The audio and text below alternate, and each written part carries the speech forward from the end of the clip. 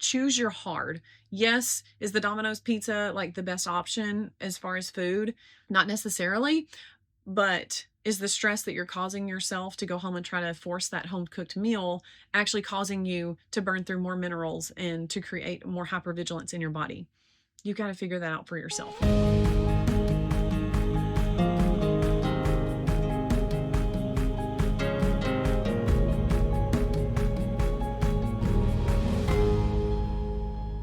Hello, friends. Welcome back to another podcast episode of Christian Wellness for Weary Women. I am your host, Cassie Hutton, where we talk about all things about overwhelm, burnout, healing from burnout, overcoming burnout, structuring your home, creating systems that work for you, because when your life becomes organized and you know what to expect and you begin to get into rhythms, your body can feel safe again so that it can begin to regulate. We talk about mineral balancing and we talk about nutrition. And today we're going to talk about nutrition, how it looks with your kids at home all the time, and whether or not it's okay to actually give them full access to the pantry. Your pocketbook probably says no. And it's correct. But we'll get into that and what that looks like, what I do in my home, a conversation that I had with one of my clients recently. But before we dive into that, I'm so excited. First of all, excuse me, it is the Tuesday before my birthday. My birthday is Saturday, February 7th. So it's officially my birthday month. It's the month of Valentine's, the month of love, all good things coming at you, as well as I have put together what I call my energy rebuild coaching session. It's a 1-hour coaching session. It's designed to help you get the ball rolling in your health. Like if you don't know where to start in your health, this is like the place to start. It's not a huge money investment. It is not overwhelming in all the things that you need to do. This is not like, here's everything that you need to do to fix your health. This is what's the very first step that I need to take to start working on my health. And it's a 1-hour coaching call. And we sit down, we look at where your limitations are, what needs to go, what needs to come in, where you're struggling with your nutrition, your hydration, and all of those things. It sounds really simple. It sounds like, oh, I could probably do that myself, but you're not. And so you need me to help you. You need an accountability partner. And that's why I'm here. And that's why I created something that feels doable, something that feels affordable, and something that feels like, yes, let me just get started with something that I can say yes to so that I can start working on my health this year. Because I know most of you listening to this, your health is not perfect. And our health is never always going to be perfect. Unfortunately, we are living in a sinful body, in a sinful world that is dying. Okay. And so if you don't want to die a painful death, just to put it bluntly, it's time to start working on your health, okay? And so if you want to just have energy for your grandchildren, if you want to have the longevity of knowing that you can still drive your car when you're 80, then start working on your health now. And this is the perfect place to start. Or if you just have not been able to afford a bigger package, this is an affordable option. And so I would love to see you inside the Energy Rebuild 1-hour coaching session with me, where I also offer you 2 bonuses.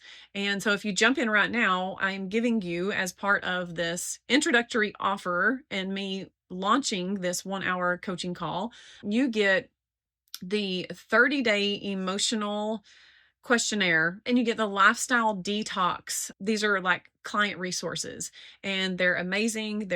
One of them is focused more on the emotional, spiritual side, and the other one is focused more on lifestyle habits and physical detoxing. And so they're great resources to have. And so I would love to gift those to you if you join me today, and you get instant access to them. And so the link to join is going to be in the show notes, but you just go to join.cassiehutton.com and it leads you through the full process. You can sign up for your 1-hour coaching call and make sure you fill out the forms and you're ready to go. That's all that it takes. And then we will meet together. We will come up with a plan, and then we do a follow-up email, and then a follow-up with you 7 days later to see what's working, what might need to change, and to see if we want to continue working together. Okay. So it's really a great offer. It really, really is.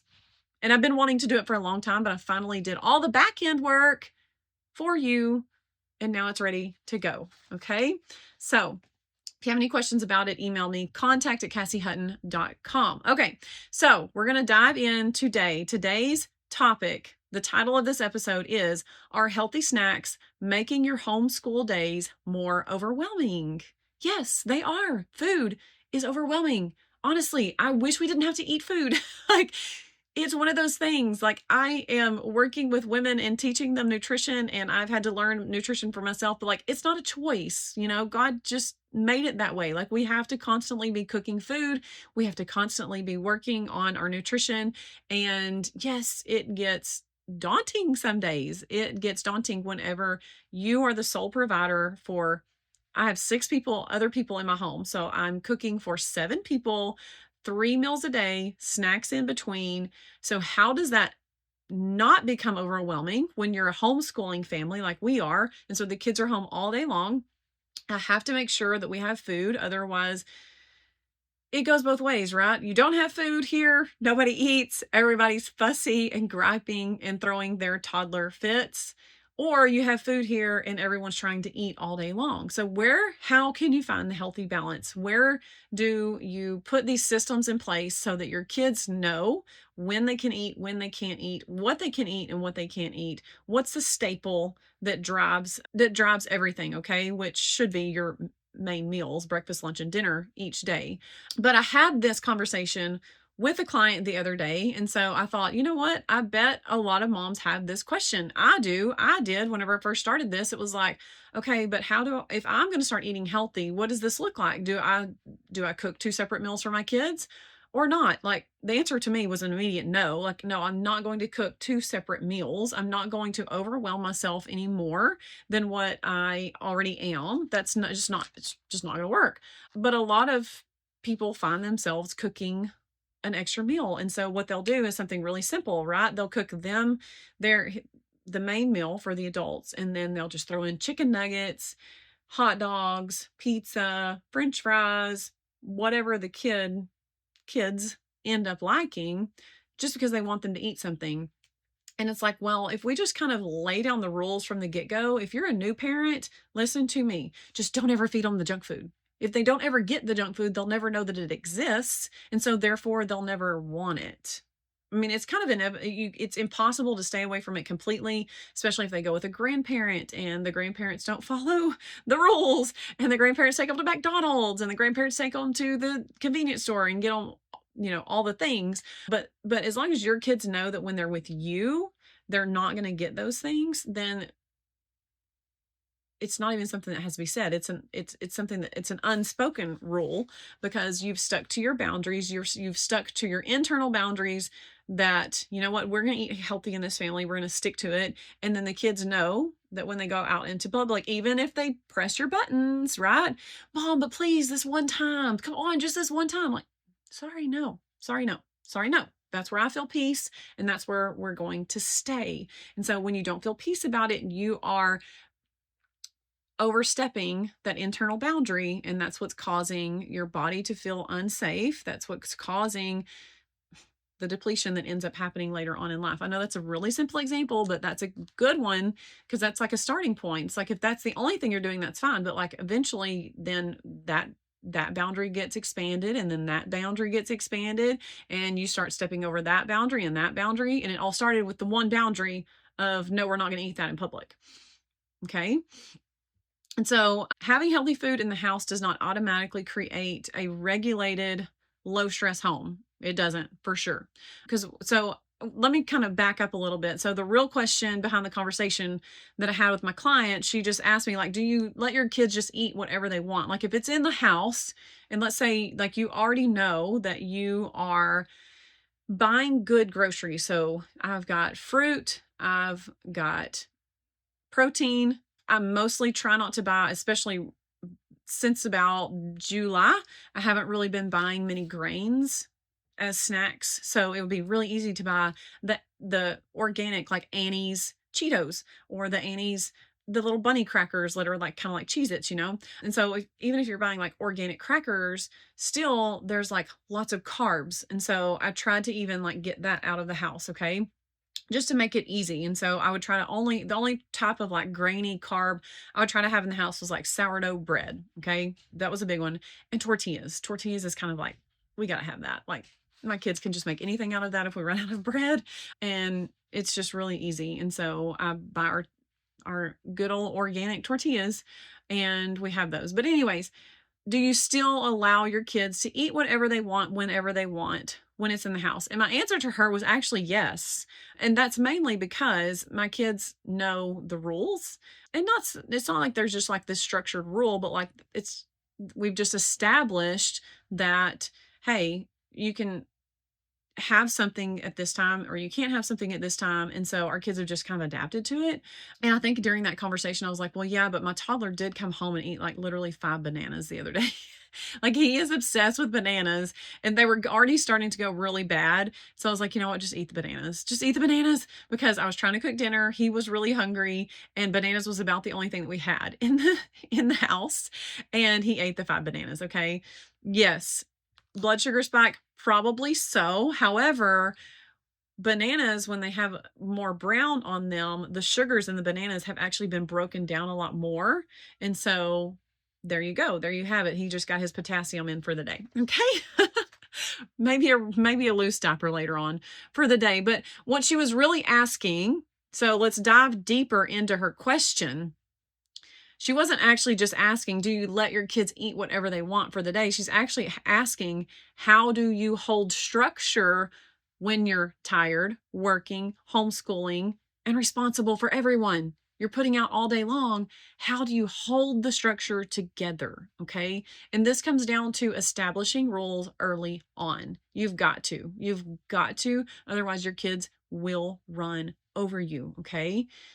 It's just part of it. Like that's a child's nature. And even if they are running over you right now, like just start being consistent and they'll start seeing that you're serious. Because one example is when the whole thing that started leading us on our health journey was when my son started having seizures. And so I don't know how old he was. He was about maybe 6 or 7 years old. And now he's 12.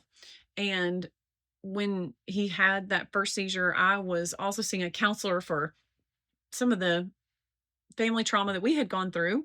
And she was well versed on the keto diet and how the keto diet was actually developed to help epileptic patients. And so they recognized that epileptic patients a lot of times had a hard time processing sugars, and it would affect the brain and they would have these seizures.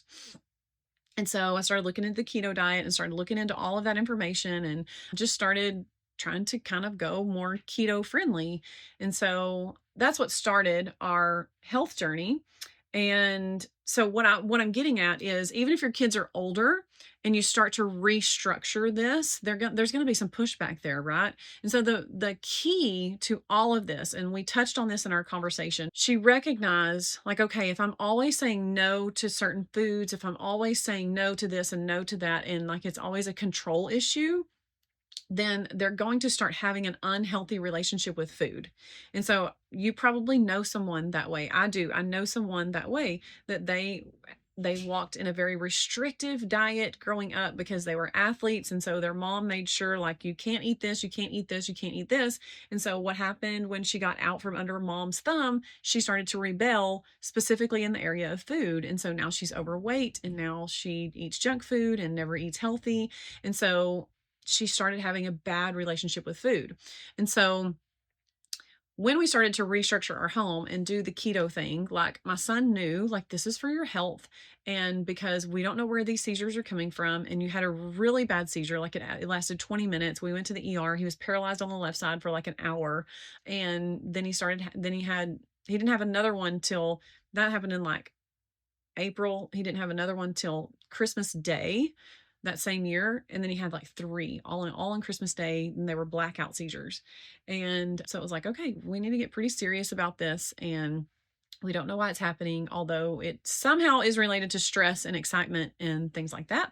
No doubt I could even go into a whole other episode on how he picked up on my stress when I was going through burnout and his seizures escalated. quite interesting. But whenever we started introducing the keto diet to our kids, they knew, number one, they knew the reason behind it. They knew the why behind it. I think that's so important. Why are we doing this in a healthy way? Why are we doing it this way? Why are we making these choices? And so we explained that to them first of all, and then we started getting consistent with it. Okay, mom's cooking this way at home all the time, and they probably didn't even recognize it. Like, it still was really good food. And so, but there were certain things like they wanted to have corn dogs. And so I ended up making these keto friendly corn dogs. And they were fun. There were fun ways. You can get creative with your kids in doing these things, although that requires a lot more effort. And if you're in burnout, it might feel very overwhelming. But if you can just do something simple that doesn't feel overwhelming, then that's the place to start. Okay. Like specifically for keto, like we did like fried cheese, right? Like just a slice of cheese and you're just sticking it in the oven and it becomes like a crispy snack instead of just a slice of cheese. You're kind of changing the texture. It kind of changes the taste some. Like that's really easy to do. You can do it with your kids and it's a good protein, a good fat snack. And so when we began to stay consistent with it, and then whenever I hit burnout and they knew that I started to focus on my health and what was going on with my health, that was also something that again they just started to see the consistency in it, and that was the biggest thing. And then going out into public and saying no to certain things over and over again, like, no, you're not getting that. No, you're not getting that. You need to make a healthy choice. And then there would be times where, and this happens a lot more often now, that they go out with whoever, my husband, and they eat junk for the weekend or whatever. And so we go to the coffee shop and I let them get a coffee and I'm like, okay, but today you really need to, like, let's choose something a lot healthier. Let's not get your milkshake for today with too much sugar in it. Let's get something that has less sugar. Let's sweeten it with honey. Let's just do plain milk. Like, let's just do something that doesn't have a lot of additives in it and things like that. But at the same time, I'm not scared to let them get the coffee that they want at the coffee shop because I don't want to create this unhealthy mindset around food as they're growing up. Okay. I don't want to create something in them that says, when I get out from mom's house, I'm going to rebel and do all the things that she wouldn't let me do. So I want to give them that freedom every now and then to do that. And so if you think of the 80-20 rule or even 70-30, if you are having good healthy foods throughout the week, 5 days a week, then the weekend can be a little bit more relaxed. Okay. And you don't have to fret over it. You don't have to go into hypervigilance over it. You don't have to think, oh my gosh, I'm ruining their bodies because I'm letting them have this one Oreo milkshake. Okay. It's okay. Like, it's okay. Do what's easy for you sometimes. Like, sometimes it's easier to go get the Domino's pizza than for you to stress yourself out when you're worn out at the end of the day trying to cook a homemade meal. Okay. Which, like choose your hard. Yes. Is the Domino's pizza like the best option as far as food? Not necessarily, but is the stress that you're causing yourself to go home and try to force that home cooked meal actually causing you to burn through more minerals and to create more hypervigilance in your body? You got to figure that out for yourself. Okay. Creating safety is the key. So structure is nervous system support. It's not control. We need more structure in our society and in our homes, no doubt. Predictable, it is what we need. Predictable meals, intentional snacks, those are what create safety. Constant access and negotiating food all day increases stress both for you and for the kids. So it's not discipline, it's just structure. This is structure. We've set these boundaries and we're sticking to them. Even good food can become stress when there's no rhythm. So if you're grazing all day, that's not good. It's not good for your system. It's constantly spiking blood sugar. It's not allowing the stomach to sweep out and repair. Grazing is absolutely one of the worst things that you can do. Snack-based meals, no good. Low protein, don't do it. And definitely emotional eating. You've got to start targeting that and getting better with it. So because all of these lead to those blood sugar swings, the irritability and the crashes, more meltdowns, and more overwhelm for mom because you're constantly having to clean up after those snacks. You're having to get those snacks out and then you're having to do the dishes. Okay. So let's start creating some structure around it. And if So things that I had to do when we moved into this cabin, I had to make sure food, like my toddler, when he turned about 1.5 years old, he was getting into the bottom cabinets and getting food out constantly getting food out. I was like, oh my gosh, I am going to scream. So what's the resolution to that? Move the food, get it out of that cabinet, put it up high where he can't reach it. Problem solved. The bananas, they have to go into a different place sometimes. He loves the bananas. And so meals are absolutely an anchor in my home. This is what I do in my home. Meals are an anchor. Snacks are support meals. Usually it's an afternoon snack before I'm getting dinner ready. And so I have to be careful there because I don't want them to eat a huge snack before dinner and not eat any dinner. But protein always comes first. I am a little bit more relaxed on this than I used to be because I know we're getting a lot of protein in through the day. And so it's kind of the same thought process as the 80-20. We're eating a lot of protein through the day. And so if they have a snack, or even sometimes if they have a breakfast every now and then that's not packed full of protein, it's okay. They're going to be fine. They definitely do not have unlimited pantry access all day. And I don't really have to say that in my home. It's just part of it. And so I get to decide the structure and they get to decide how much. And so, but this is really hard for depleted moms. And here's why. Because inconsistent structure is usually not a willpower issue. It's because you don't have the capacity to hold the structure. You've got to have the capacity to hold the structure. And so how do we build capacity? One step at a time. So you got to remove things that are causing you to make way more decisions way more often. You've got to remove the decision fatigue. Okay. So having them ask for a meal all day long is causing you decision fatigue, and boundaries feel a lot heavier. Everything turns into a negotiation. So remove that. You've got to get that out. And I can't tell you how to do that. You've got to do that for yourself. Move the snacks out of the bottom cabinet. Okay. Because it's not a mindset problem. It's actually this physical and nervous system dysregulation going on. And so on top of that, how does mom prioritize her health? And this is probably a sequel to this episode. I'm going to stop right there. And that's probably going to be, it's not going to be next week's episode because I have a special for you next week. I'm a part of a bundle and summit going on. And so that's what's going to be next week's episode. So maybe in 2 weeks from now, I will talk about how I prioritize my health as a homeschooling mom of 5 and how I replenished my health, specifically how I got into that mindset. It's a lot about mindset and deciding for yourself that like the buck stops here. I draw the line in the sand. I cannot keep living like this. And that's what it was for me. Actually, like I felt like I had no choice. I felt like I had no choice, but maybe you're in a place where you actually have a choice. And so it's harder to get into that mindset. I kind of feel like I'm in that place right now where my daily choices have to be, no, not going to eat that. Not going to eat that. I could eat that and not have a flare up, but I'm not going to. Okay. But anyways, enjoy next week's episode. I hope you enjoyed this one. Please let me know if you have found something that works for you.